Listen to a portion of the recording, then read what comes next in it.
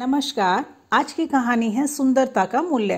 एक अति सुंदर महिला ने विमान में प्रवेश किया और अपनी सीट की तलाश में नजरें घुमाई। उसने देखा कि उसकी सीट एक ऐसे व्यक्ति के बगल में है जिसके दोनों ही हाथ नहीं हैं। महिला को उस अपाहिज व्यक्ति के पास बैठने में झिझक हुई। उस सुंदर महिला ने एयर होस्टेस से बोली, मैं इस सीट पर सुविधापूर्वक यात्रा नहीं कर पाऊंगी क्योंकि साथ की सीट पर जो व्यक्ति बैठा हुआ है उसके दोनों हाथ नहीं हैं।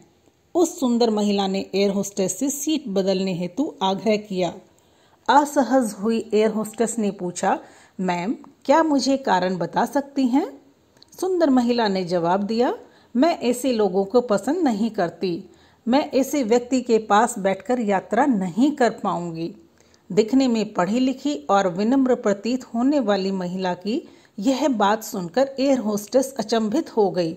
महिला ने एक बार फिर एयर होस्टेस से जोर देकर कहा कि मैं उस सीट पर नहीं बैठ सकती, मुझे कोई दूसरी सीट दे दी जाए।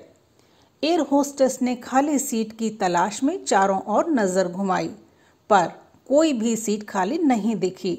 एयर होस्टेस ने महिला से कहा कि मैडम, इस इकोनॉमी क्लास में कोई सीट खाली नहीं है, किंतु यात्रियों की सुविधा का ध्यान रखना हमारा दायित्व है।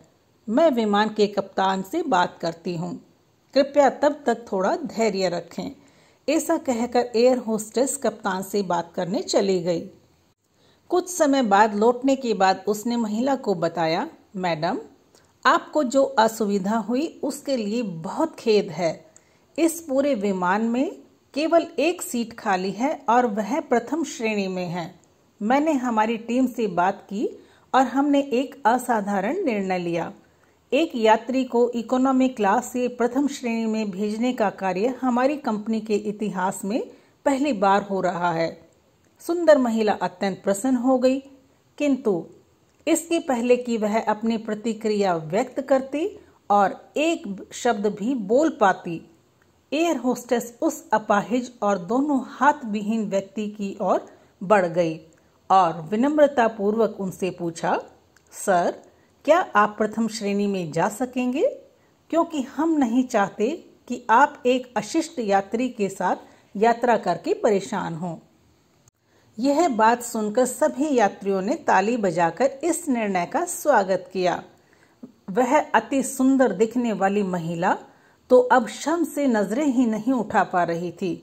तब उस अपाहिज व्यक्ति ने खड़े होकर कहा, मैं एक भूतपूर्व सैनिक हूँ और मैंने एक ऑपरेशन के दौरान सीमा पर हुए बम विस्फोट में अपने दोनों हाथ खोए थे।